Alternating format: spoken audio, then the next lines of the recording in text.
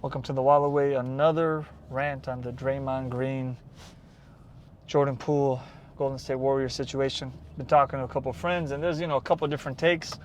Some people think Poole was still acting up, and there's a pecking order to this, and this is all fine because this is part of championship culture, and the Warriors have been able to win championships, and obviously Draymond is an integral part of that, and thus maybe he gets a pass or whatever it takes. And justification is the Golden State Warriors head coach Steve Kerr having gone through something similar with Michael Jordan.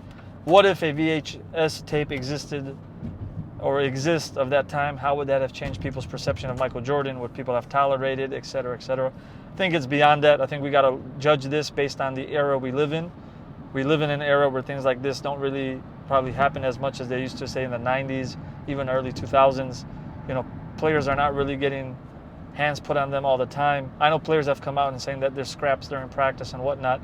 But I think the main point is it seems like, as I referenced in the other video, that this has happened before when KD was around. That's number one. Number two, Draymond, he's someone that chirps at the referees. He chirps at other players on his team. He'll go after other players on other teams. I personally don't see him going after bigs that much, and that's something I was referencing to others. Nonetheless, I digress. I think culturally this has become a problem, right, for the Warriors. And as others have commented, it's terrible that this has come out on tape. Before it came out on tape, you leave everything to your imagination, how bad this was.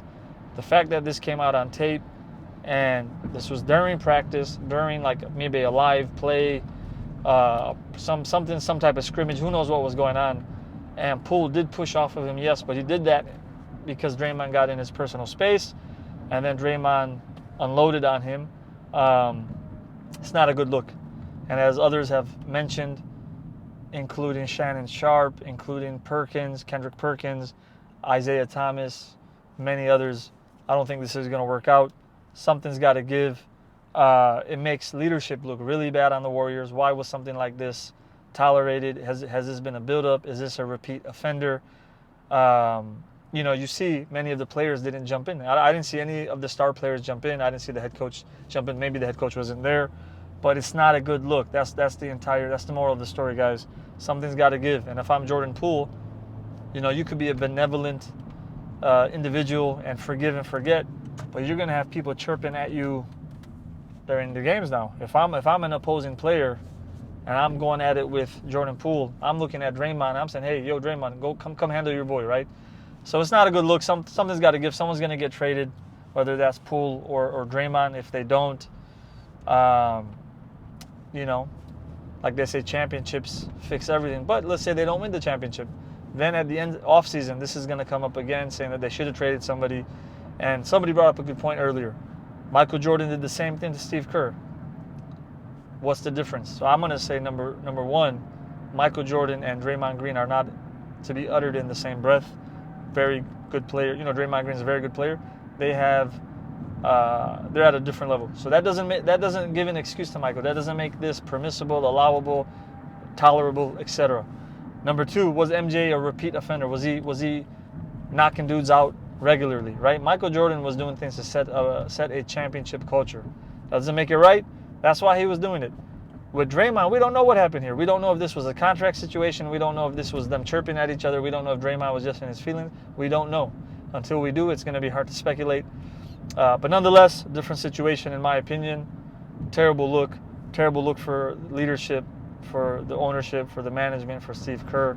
Because as people have mentioned, Draymond is always chirping at the referees. He's always chirping at other players. He's always, there was that thing for a year or two where he was kicking people in the private parts. Now he almost, damn near knocked out his own teammate. So it is what it is. If these guys were scrapping and they were both knew what they were going to get into, I would say it's a little bit different. But that's not what happened. So that's my take. I think whether this is a championship culture or not, things like this shouldn't happen. Scrapping one-on-one when you guys know you're about to scrap, that's different. In the middle of practice, when a player is not expecting to get punched in the head or face, get an eye socket broken, get a jaw broken, getting maybe some neck, some spinal damage in the neck, that's a whole different situation. We didn't see certain key players like Steph Curry jump in, and we saw him on camera. Clay didn't jump in, but we didn't see Clay on camera, so maybe Clay wasn't there. Got to jump in. If you're an alpha, you're a star player, you got to jump in, and you got to hold the other stars accountable. We'll see what fines and punishments and penalties that the Warriors levy against Draymond Green. That will be a very good indication on how seriously they're taking this. Still bad that things had to be escalated once the footage was leaked. And as many have mentioned, who was the person that leaked the footage and why did they leak it? Is this something negative about the culture of the Warriors? Is this a disgruntled employee? Is this someone that Draymond Green has verbally assaulted before, so he wanted to leak it? We don't know.